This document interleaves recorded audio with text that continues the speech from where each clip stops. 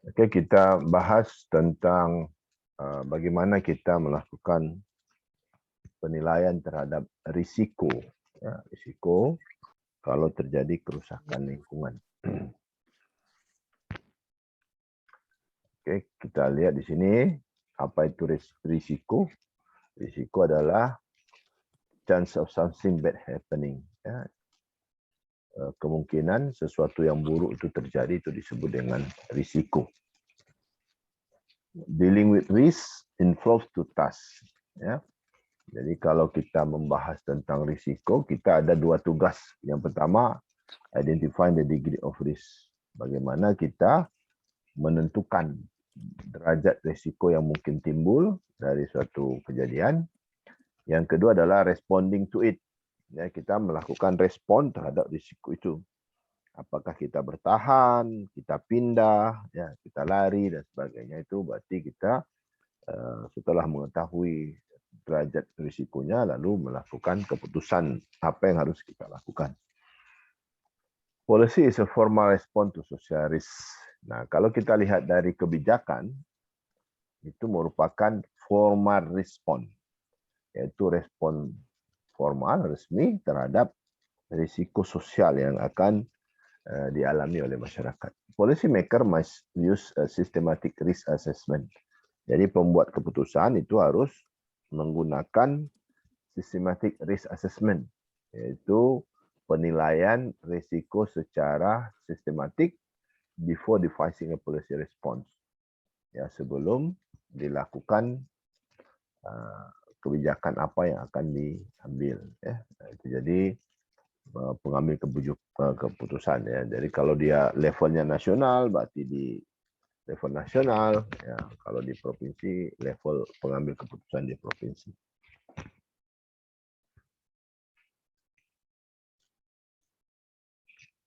Ya, kita bisa melihat beberapa klasifikasi dari risiko. Yang pertama, voluntary risk, risiko secara sukarela, deliberately assume at an individual level. Ya. Ada orang-orang tertentu yang merasa bahwa risikonya tidak terlalu besar, ya dia bisa menanggung sendiri secara sukarela. Ya.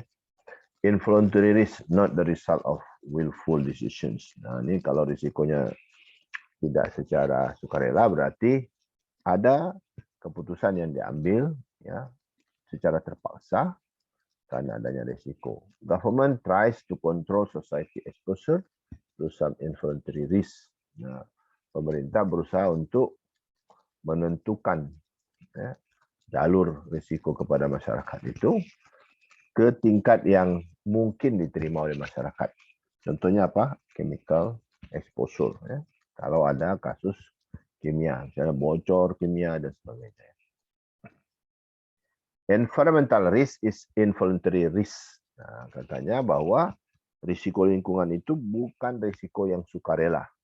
Ya, exposure to an environmental hazard, ya, karena adanya kerusakan lingkungan.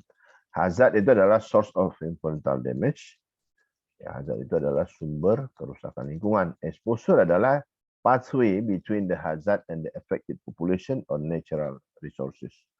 Nah, exposure itu adalah jalurnya dari sumber bencana sampai kepada orang atau masyarakat yang terkena risiko tersebut, ya, kerusakan tersebut. Itu namanya exposure. Jadi hazard itu adalah sumbernya, exposure adalah jalurnya, jalur antara sumber dengan orang yang kena.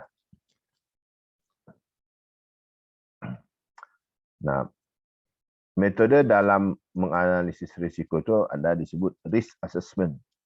Apa tuh risk assessment? Itu evaluasi secara kualitatif dan kuantitatif. Nah, jadi dia bisa bersifat angka, bisa juga bersifat narasi, ya. To identifying risk, untuk melakukan identifikasi risiko. Ya.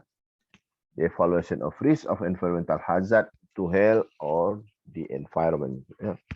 Jadi itu dia dibuat analisis secara kuantitatif dan secara kualitatif. Misal ya, kalau ada ledakan, itu dianalisis secara kuantitatif. berapa besar ledakannya, berapa jauh yang kena, secara kualitatif dibuat di situ.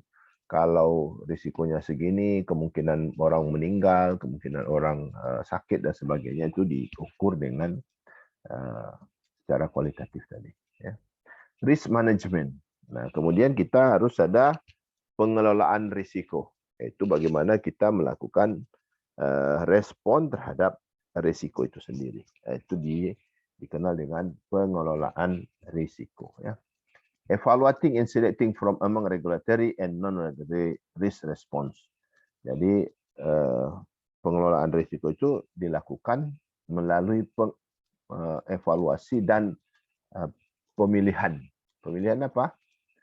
Pemilihan berbagai sumber yang sudah ada. Ya, sumber yang sudah ada, misalnya di daerah A sudah pernah ada kejadian, kecuali belum ada kejadian ya. Kalau ada kejadian, maka itu menjadi dasar bagi orang untuk melakukan pengelolaan lingkungan, pengelolaan risiko ya. Oke, jadi ada yang regulatory, berarti dia secara reguler ada, misalnya ada daerah A yang sering banjir, itu ada regulatory. Ya, sebenarnya kemudian sudah ada aturannya bahwa kalau banjir ini larinya kemana, ada SOP-nya dan sebagainya. Ya, tapi ada juga non-regulatory yang tidak ada dasar penentuannya. Nah, kalau tidak ada dasar penentuannya, maka kita harus mengambil langkah-langkah untuk melakukan pengelolaan risiko itu. Risk assessment, bagaimana kita mengukur atau menganalisis atau menilai risiko itu. Nah, ini ada beberapa tahap. Yang pertama yaitu kita melakukan hazard identification. Ya, kita identifikasi di mana sih sumbernya ini. Nah, sumbernya di tempat fulan. Nah, lalu kita buat dose response analysis. Nah, kita lihat dose response analysisnya. Ini kalau ini hazardnya begini, sumbernya sejauh ini, maka kita melakukan analisis responnya. Nah, exposure analysis yaitu kita lihat jalurnya. Dari mana jalurnya? Nah, jalurnya dari A ke B, dari B ke C, atau dari B ke D, dan sebagainya. Kemudian risk characterization, maka kita bisa membuat karakteristik risiko yang mungkin timbul dari kejadian itu. Nah, kemudian kita lakukan risk management. Kita kelola risiko itu. Nah, tentu saja kita harus mempunyai informasi yang valid, kita mempunyai data yang betul, kita mempunyai sumber bacaan yang ilmiah dan sebagainya, maka baru kita mampu melakukan pengelolaan terhadap risiko itu. Nah, itu cara kita melakukan pengelolaan risiko.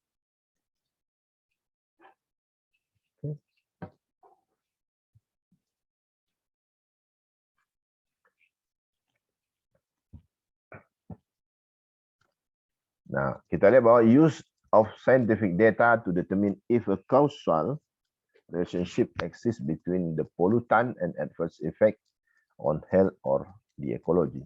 Ya. Gunakan data ilmiah untuk menentukan if a causal relationship. Kalau seandainya ada hubungan timbal balik antara risiko dan orang yang terkena risiko, ya, kemudian antara sumber polusi atau sumber kerusakan itu terhadap masyarakat atau terhadap lingkungan. Dan analisis juga kalau ada adverse effect, ya, efek balikannya. Nah, ada 3 cara untuk menentukan hazard, sumber kesehatan terhadap sumber kesehatan. Yang pertama, case cluster. A study based on the observations of an abnormal pattern of health effect in some population group. Nah, kalau kita sekarang banyak sekali ya contoh dalam masa PPKM ini itu cluster dia. Cluster itu berarti katakanlah dalam minggu ini kita sudah kena cluster bahwa Jakarta, Bali, dan beberapa daerah lainnya harus PPKM level 3. Itu cluster. Nah, ini enak sekali jadi contoh ya. Itu namanya case cluster. Nah, kemudian animal bioassay, ya, itu study based on the comparative findings of lab experiment on living organism before and after exposure to some hazard. Nah, ini adalah berdasarkan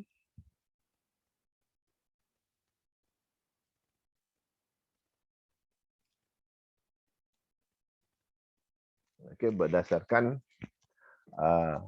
studi dari lab. Makanya di tempat lain itu ada lab tentang berbagai jenis organisme yang bisa tahan terhadap polusi. Salah satu contohnya itu adalah kalau tempat kita ikan lele. Ikan lele itu sangat tahan terhadap polusi. Nah, kalau seandainya ikan lele aja mati di daerah itu, berarti polusinya dahsyat itu. Nah, itu salah satu indikator dari animal bioassay, ya. Itu studi tentang kekuatan binatang atau tumbuhan tertentu terhadap kemungkinan adanya polusi dan lain sebagainya. Epidemiologi itu study causes and distribution of disease in human populations based on characteristics like age, gender, occupation, etc. Nah, ini dalam musim-musim pandemi ini banyak sekali ahli epidemiologi yang keluar, ya, memberikan penjelasan tentang COVID-19, ya, di mana daerahnya, bagaimana kemungkinannya menyebar dan sebagainya. Nah, ini berdasarkan ilmu epidemiologi. Ya, jadi katakanlah misalnya awal-awal COVID dulu dikatakan bahwa golongan darah tertentu, jenis kelamin tertentu dan sebagainya, nah, itu berisiko untuk mengalami COVID lebih besar daripada yang lain. Itu penjelasan tentang epidemiologi. Nah, kita lihat dose response analysis, ya. Dose response analysis yaitu penggunaan data hazard identification to devise a profile of the pollutant effect. Itu penggunaan data dari sumber pencemaran, ya, terhadap kemungkinan efek yang timbul akibat dari polusi itu, ya. Dose response relationship give the quantitative relationship between doses of the contaminant and corresponding reactions. Dose response itu artinya hubungan dose response itu memberikan hubungan secara kuantitatif antara dosisnya, dosis kontaminan dan corresponding reactions, dan kemungkinan reaksi yang timbul akibat dari suatu polusi. Misalnya, ya, amonia itu kalau banyak bocor maka menimbulkan muntah, pusing dan sebagainya, ya. Nah, itu tergantung kepada berapa besar kelipatan yang muncul atau yang timbul dari polusi itu. Key elements is determining threshold. Nah, di sini kunci utamanya adalah menentukan kelipatannya. Itu kelipatan itu apa? Threshold is the level of exposure up to which no response exists. Jadi dia kelipatan, ya. Misalnya kalau zat kimia tertentu, kalau dia naik sekian, maka akibatnya ini. Jadi ada kelipatan tertentu terhadap sumber polusi dan akibat yang akan timbul bagi orang lain. Nah, ini adalah fungsi responnya, dosis respon secara hipotetis. Ya, ini dia ada yang mulai dari, ya, ada yang mulai dari 0. Ini ada dari 0, ya. Ada dari 0. Tapi ada juga dari ini titik tertentu seperti ini, ya. Jadi dia tidak selalu dimulai dari 0, ya. Ada orang misalnya dia kalau naik sedikit saja, ya, naik sedikit banyak yang kena. Tapi di sini orang aman-aman aja, ya. Ya, kalau sudah naik baru dia bermasalah. Nah, ini berbeda, ya, responnya. Nah, ini bersifat non-linear, ya. Pertama kecil, ya, kalau di sini pertama kecil tapi lama-lama menjadi lebih besar. Nah, ini 3 jenis dari masing-masing respon ini. Tergantung ya. Jadi kalau di sini katakanlah ada orang tertentu yang tahan terhadap munculnya suatu polusi ya. Kalau sini tidak, dia dari 0 aja sedikit saja naik sudah langsung menimbulkan masalah bagi kesehatan ya, atau bagi orang atau bagi lingkungan. Ya, applies a generalized dose response relationship to specific condition for some population. Nah, jadi kalau kita tahu katakanlah daerah A, ya daerah A ada kejadian, maka daerah A kejadiannya adalah ini, ya misalnya ya, ini ada daerah A. Misal di sini ada daerah A. Nah, daerah A ini kejadiannya tertentu ya. Ada kejadian tertentu daerah A. Ya, ini bisa mengakibatkan misalnya beberapa hal. Ya, di daerah A, misalnya ada orang bisa dimuntah, ya, atau orang bisa menjadi sakit, ya, atau bisa meninggal. Nah, ini data seperti ini digunakan untuk mengambil keputusan di daerah B. Kalau kejadian yang sama itu terjadi lagi. Nah, ini namanya kita gunakan ya kasus di daerah A sebagai keputusan untuk kalau terjadi di daerah B. Nah, ini kita gunakan sebagai generalisasi. Ya, jadi dari kasus khusus di daerah A bisa kita gunakan ke daerah B. Nah, contoh di tempat kita sekarang, ya saya dari awal sudah saya bilang kalau Jakarta sudah masuk Omikron itu polanya sama seperti pola Delta yang lalu. Nanti kita akan terlambat sedikit masuk ke Aceh. Setelah Jakarta diam Omikron, baru kita meledak di tempat kita. Nah itu sama itu, ya, itu namanya generalisasi. Ya, mudah-mudahan ini tidak berlanjut ya. Characterize the source of an environmental hazard, concentration level at the point, pathway and any sensitivity. Jadi yang kita karakteristikkan, kita harus tahu itu adalah yang pertama mana sumber pencemaran. Ya, kemudian konsentrasi pencemaran itu bagaimana? Ya. Setelah itu jalurnya bagaimana? Nah, ini harus tahu kita. Ya, kalau Gunung Merapi tentu jalurnya tidak sama dengan COVID ya. Dan semua sensitivitas yang ada. Nah, ini kita pelajari untuk melakukan analisis kalau terjadi bencana ya atau terjadi kerusakan dan sebagainya. Nah, ini kita harus cari nih. Ya, harus kita pelajari supaya tidak menimbulkan masalah bagi orang lain ya.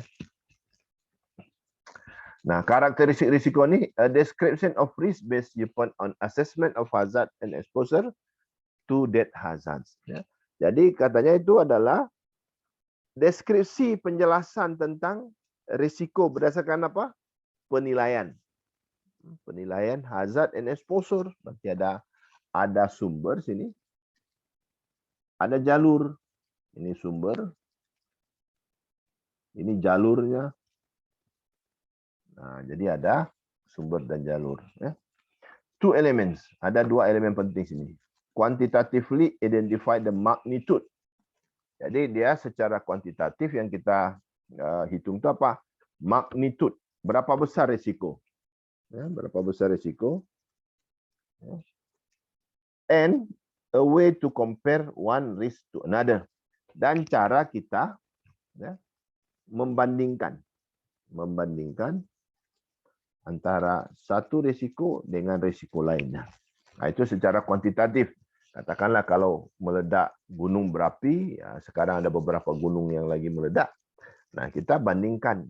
Ya, kalau gunung berapi A, daya ledaknya sekian, maka jangkauannya sekian.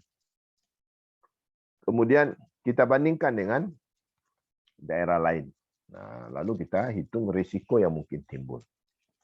Nah, secara kualitatif, qualitatively, give content to numerical risk value. Nah, ini kita memberikan penjelasan bagaimana risiko itu muncul, bagaimana risiko itu bisa menimbulkan masalah ya kepada manusia.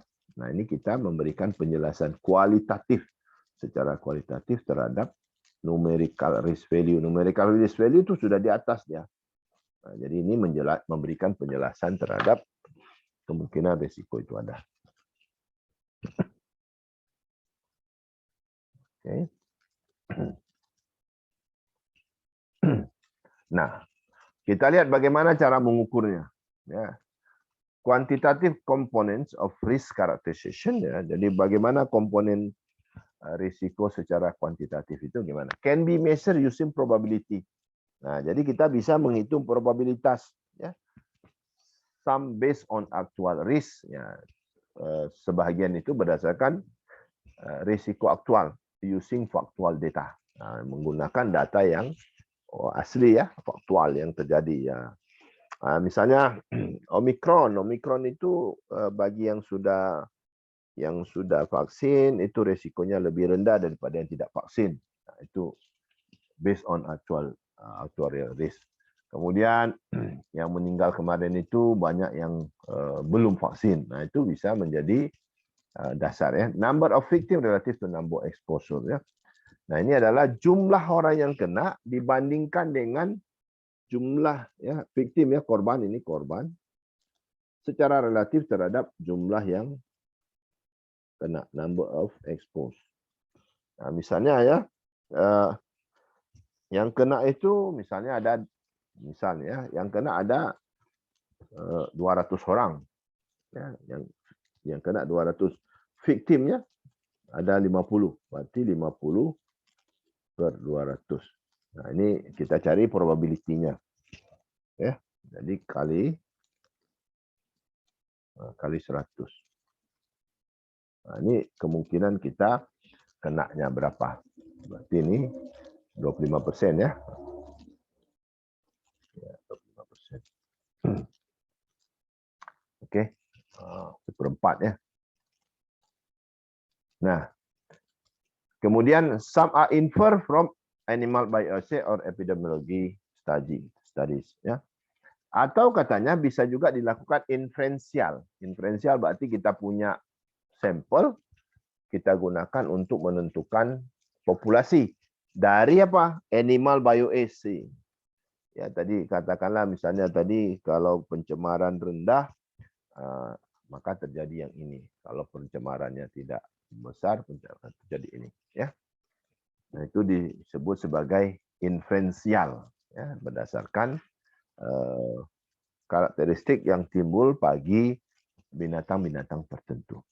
Can be measured using reference dose function ya. Nah, bisa juga kita gunakan reference dose itu exposure to hazard that can be tolerated over a lifetime without harm ya. Nah, itu adalah ukuran bagaimana dari sumber terhadap orang yang kena ya, dari sumber terhadap orang yang kena itu tidak menimbulkan risiko yang besar bagi kesehatan ya, artinya masih bisa ditahan oleh tubuh manusia. Miligram of pollutant per body weight per day. Tentunya adalah berapa jumlah miligram polusi yang bisa kita tanggung ya, mampu badan kita menanggungnya. Itu disebut sebagai reference dose. Jadi ada referensinya, dosis referensi bagi tubuh ya, berapa maksimum bisa ditanggung oleh badan kita, oleh tubuh kita. Qualitative component of risk characterization, ya, kita harus melihat beberapa hal di sini. Yang pertama, description of hazards, ya. Bagaimana penjelasan tentang sumber masalah itu. Yang kedua, assessment of exposure and any susceptible groups. Kita melakukan penilaian. Nah, ini sumbernya, katakanlah ya, kalau kita di sini gunung berapi yang paling dekat itu kalau dari Banda Aceh adalah Selawah. Nah, dari Selawah itu ada hazardnya. Selawah adalah hazardnya. Exposure artinya jalur gunung berapi Selawah itu sampai ke tempat kita. Dari mana jalurnya? Apakah ada gunung yang menahan di situ, ada bukit yang menahan di situ, dan sebagainya. Itu menjadi exposure. Ya. Dan kemungkinan orang yang kena di kelompok-kelompok tertentu. Ya, jadi kalau kita lihat Gunung Selawah itu, daerah mana yang lebih aman, walaupun dekat misalnya, tapi kalau dia punya beberapa bukit yang menahan, itu bisa mengurangi resiko yang muncul bagi orang-orang di sekitar Selawah. Ya. Data use. Nah, kemudian bagaimana penggunaan data yang ada di situ ya. Scientific and statistical method use.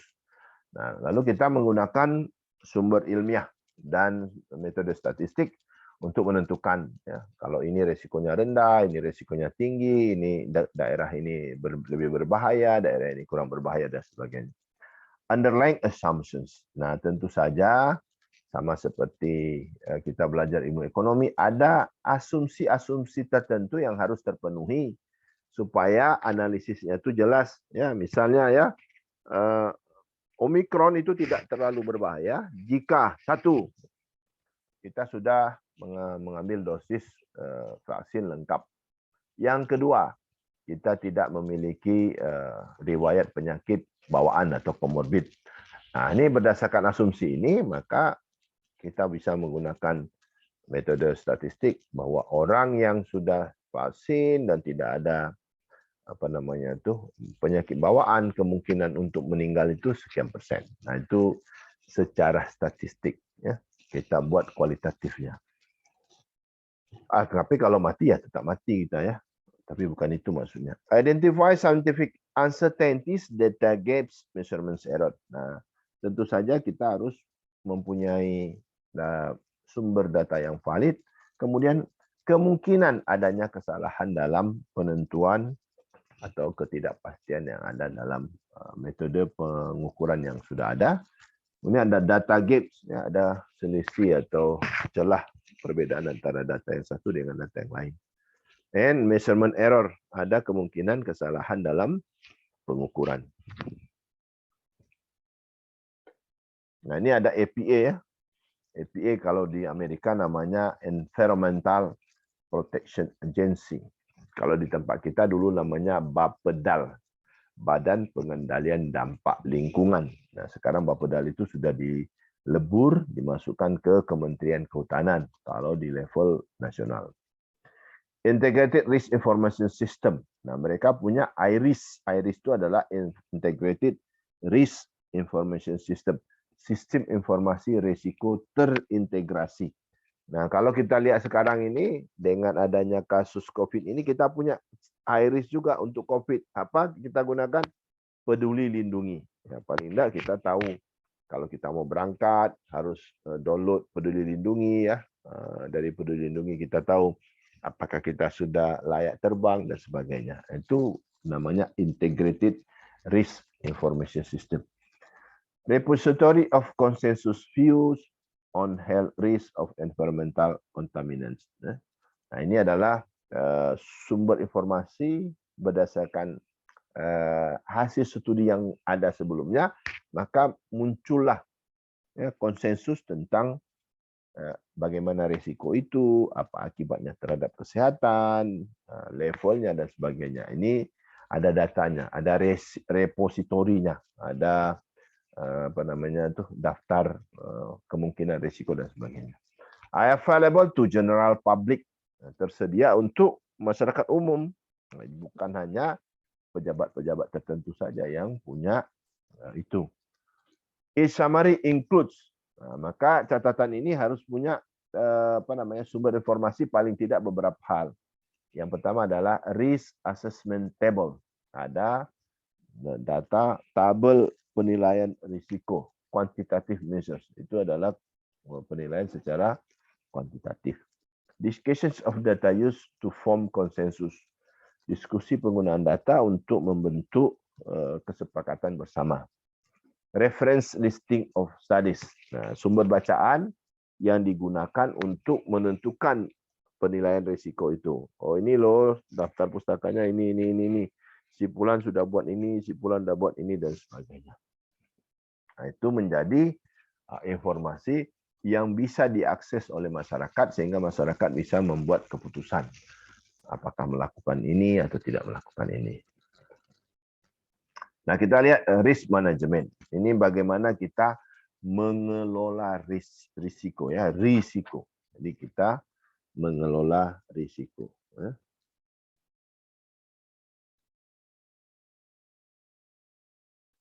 Risiko. Ya, jadi risiko ya, jangan resiko kalian tulis. Risiko. Kita mengelola risiko. Ya, kalau ada persoalan, bagaimana kita kelola ini? Jangan sampai menimbulkan efek yang lebih besar. Nah, risk management itu disebut juga dengan responding to risk. Bagaimana kita melakukan respon terhadap risiko.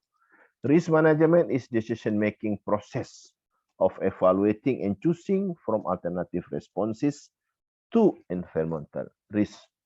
Nah, kalau kita melihat bagaimana kita mengelola risiko, itu kita harus melakukan proses pengambilan keputusan ya berdasarkan evaluasi yang kita lakukan, lalu memilih ya, berbagai alternatif yang ada sehingga kita bisa melakukan keputusan apa yang kita ambil terhadap risiko lingkungan. Ya. Ada dua tugas khusus yang kita lakukan di sini. Yang pertama, determining what level of risk is acceptable to society. Menentukan berapa level risiko yang masih bisa diterima oleh masyarakat. Yang artinya masyarakat masih mampu menanggung risiko itu. Nah, sama seperti kebijakan misalnya kebijakan lockdown. Lockdown itu kebijakan bagus kalau dari satu sisi, tetapi dari sisi lain masyarakatnya menderita. Kenapa? Perekonomian tidak jalan, banyak menganggur, ya, orang miskin dan sebagainya. Nah, ini yang harus kita pikirkan bagaimana pemerintah mensikapi akibat dari kebijakan itu terhadap masyarakat. Nah, jadi masyarakat yang terkena dampak harus mendapatkan bantuan dari pemerintah sehingga mereka bisa tetap menjalankan aktivitas hariannya. Evaluating and selecting the best policy instrument to achieve that risk level. Nah, kita lakukan evaluasi dan pemilihan alat kebijakan yang paling bagus pada saat itu untuk mencapai tingkat risiko yang kita inginkan, yang sesuai. Nah, jadi kita harus menentukan bahwa kalau ini terjadi, maka kita evaluasi itu, lalu kita ambil keputusan mana yang kita bisa lakukan sehingga kemungkinan risiko yang muncul itu tidak terlalu besar. Itu kita lakukan evaluasi terhadap berbagai pilihan yang ada. Nah, kita lihat bagaimana kita menentukan acceptable risk, risiko yang masih mampu kita kelola, mampu diterima oleh masyarakat. Ya. The extent of risk reduction determines the level of exposures and stringencies of policy. Ya. Jadi bagaimana risiko itu bisa mengurangi apa level exposure dan kemungkinan apa yang akan dialami oleh masyarakat. Should exposure be set to zero? If not, what positive level is appropriate? Apakah kita bisa tentukan bahwa risiko itu nol? Kalau daerahnya jauh bisa, tapi kalau daerahnya dekat, maka tidak mungkin kita set nol ya. Nah, caranya ya harus pindah, misalnya ada ledakan gunung, kalau diketahui bahwa akan terjadi ledakan, maka kita bisa melakukan antisipasi dengan memindahkan penduduk dari daerah yang mempunyai risiko besar ke daerah lain yang tidak ada risiko. Official may use the minimis risk as baseline. Nah, pemerintah harus menggunakan risiko minimum sebagai dasarnya. Ya, kalau bisa nol lebih bagus ya. Kalau bisa, kalau tidak bisa maka harus dipilih risiko yang paling kecil. Might use comparative risk analysis to compare risk of environmental hazard to other risk faced by society. Nah, kemudian menggunakan apa? Analisis risiko berbanding. Ya, kita bandingkan antara satu risiko dengan risiko yang lain dari suatu kejadian lingkungan terhadap masyarakat. Kalau katakanlah kalau kimia bocor, orang yang dekat dengan sumber kebocoran itu, maka akan terjadi A, B, C, D. Ini yang kita buat pembandingnya dengan daerah lain. For example, risk exposure of for PCR of random compared to risk of dying in a car crash.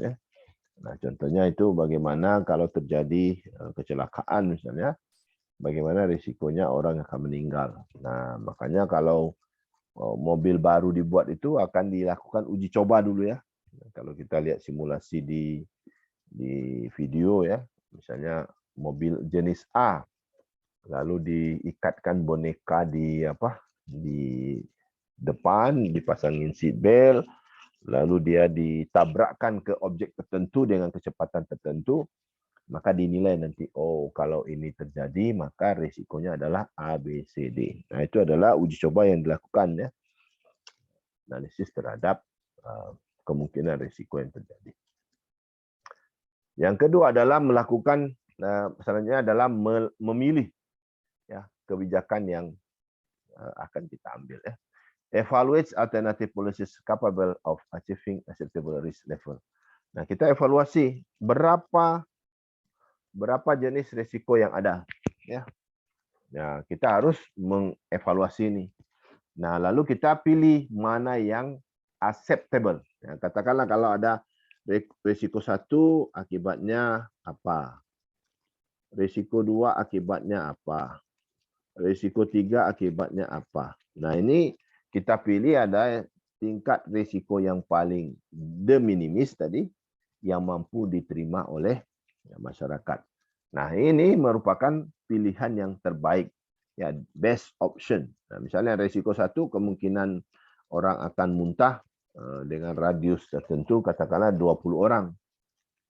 Nah, tapi dengan policy yang kedua, ya kebijakan yang kedua bisa kita menguranginya menjadi 15 orang. Dengan risiko ketiga bisa kita mengakibatkan 25 orang yang sakit atau muntah. Maka yang kedua inilah yang kita pilih sebagai kebijakan yang paling bagus. Ini merupakan best option ya. Ini adalah best option. Ini adalah pilihan terbaik yang bisa kita lakukan ya. How use risk management strategies ya. Jadi kita tentukan mana yang paling rendah risikonya, maka itu yang kita pilih sebagai best option ya. Nah, kita lihat strategi pengelolaan risiko ya. Use to evaluate option in a systematic way. Nah, kita gunakan alat untuk melakukan evaluasi terhadap pilihan yang ada ya. Sehingga kita bisa menentukan strategi yang akan kita ambil agar risiko yang kita hadapi itu menjadi lebih kecil. Key considerations are, ada beberapa pertimbangan yang perlu kita miliki. Yang pertama adalah level of risk established. Berapa tingkat risiko yang sudah ada. Yang kedua, benefit to society from adopting the policy. Apa manfaat yang akan diterima oleh masyarakat apabila kita mengambil kebijakan tertentu dibandingkan dengan kebijakan yang lain. Kemudian associated cost of implementing the policy.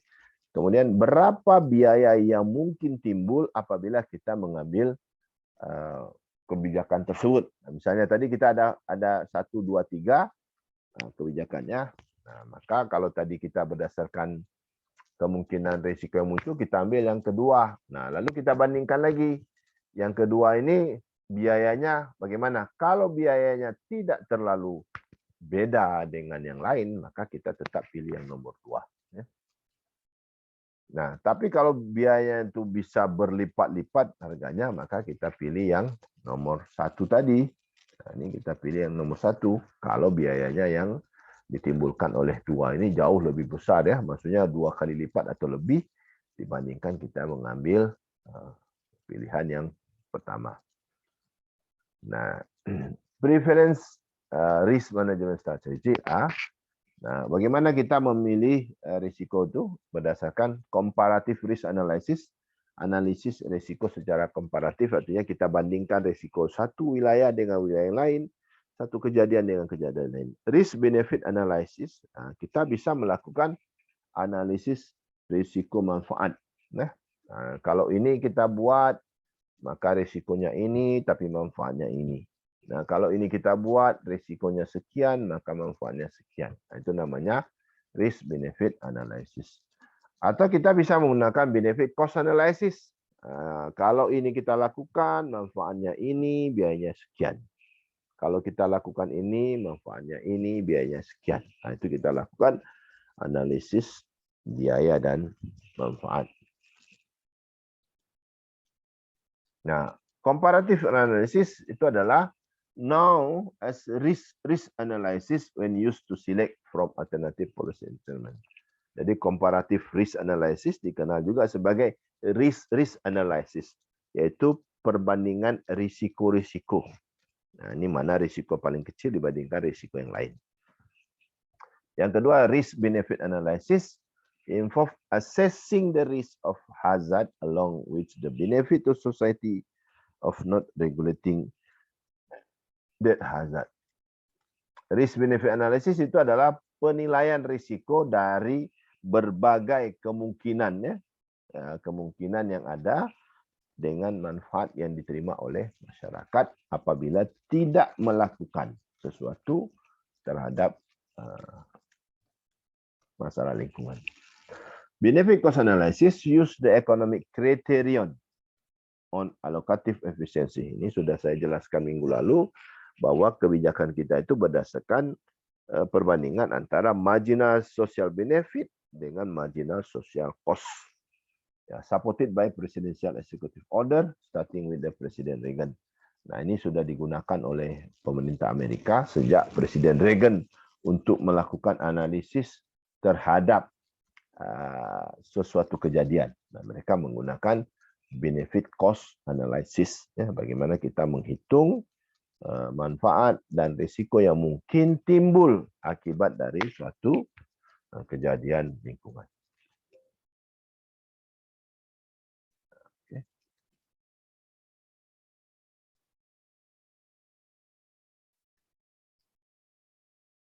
Oke, adik-adik semua, ada pertanyaan sampai di sini?